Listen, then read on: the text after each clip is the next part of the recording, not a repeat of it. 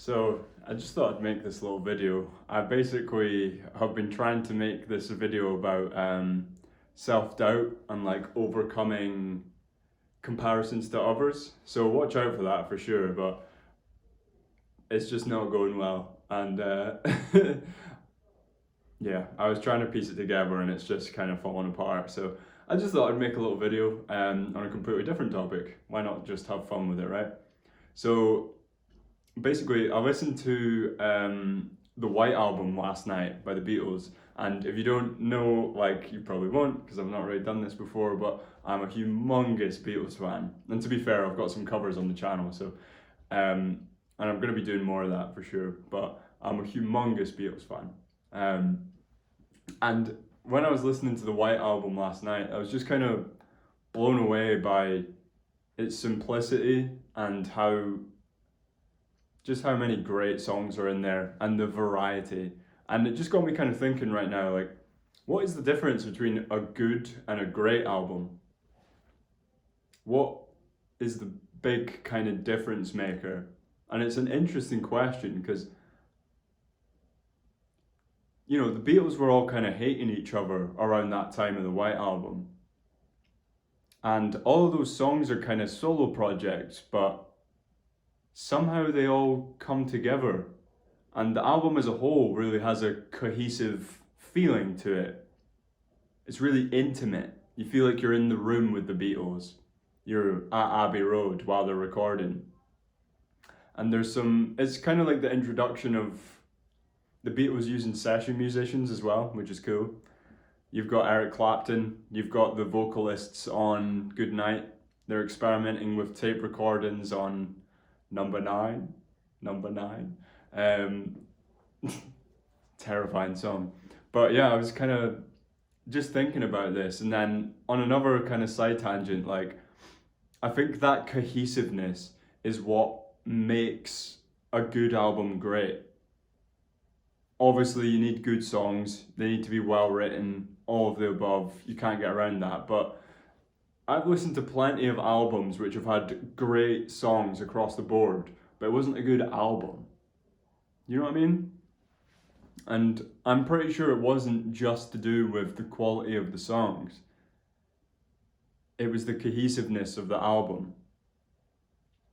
And another kind of thought I've had recently is I have a bit of a contrarian opinion about the Eagles albums, and Desperado is not leagues, but like Desperado is the best Eagles album for sure.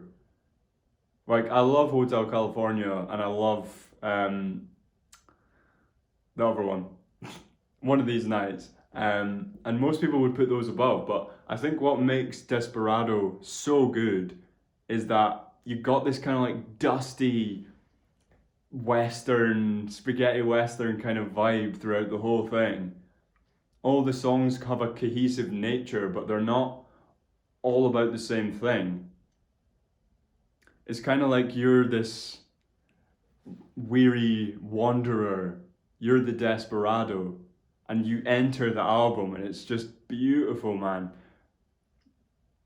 I love that. And the thing is, there's such a wide variety of instrumentation as well, which is nice. Like, you'll see the Eagles using a lot of banjo, mandolin, very experimental with the vocal harmonies, which I love as a Beatles fan. Um, and they just create this atmosphere, which is incredible, really. A lot of it's acoustic songs, but there's the kind of country piano of the title track. Yeah, and just the kind of little experimental little interludes and stuff like that makes it feel like it's all one story, it's all connected. And they do the same thing where they bring back the first song in the last one, but combine it with Desperado. It's a beautiful, beautiful thing. And I just think it's such an incredible album because of these things.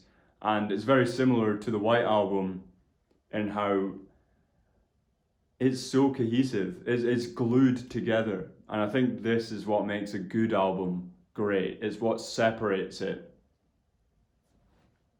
And the Beatles were masters of this.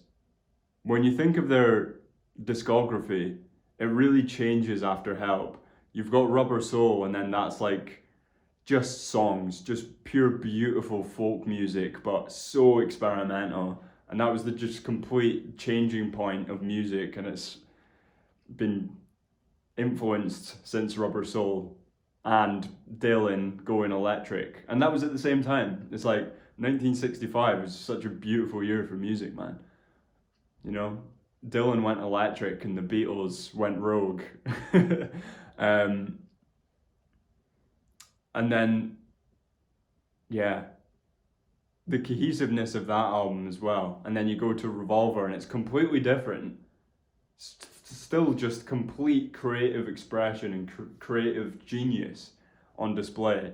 And then you get to the Mystery Tour Pepper era, and obviously Sgt. Pepper has a deep concept behind it. And then the White Album, It's All One Thing, Abbey Road, same deal. Just beautiful, man. And I'm creating an album right now. I've just kind of dedicated myself. I'm gonna do for the next year is at least get an album, because what's the point in waiting around and no one's gonna make it for you? You know what I mean? You're the only person that can achieve your goals. So keep an eye out for that. I'm going to be documenting the process basically. I'll try and make it cohesive, but first album is not going to be amazing. You know what I mean? I'll make it as good as I can, and I'm just hoping that it'll all come together and be a beautiful little project. And I'd encourage anyone watching this to do the exact same. Document the process. It's a way to kind of build an authentic audience, because you don't want these random fans and focusing on like Mr. Beast kind of style tactics for YouTube, because all it does is bring in a viewer who doesn't actually give a fuck about what you're creating. And are they going to buy your album? Are they going to appreciate your art? I highly doubt it. So I just wanted to share this today, just a bit amusing. It's basically because I was trying to make another video and it just fell apart. So hopefully that video will come to fruition later. But I hope you enjoyed me just kind of musing about some albums, and hope you have a good day.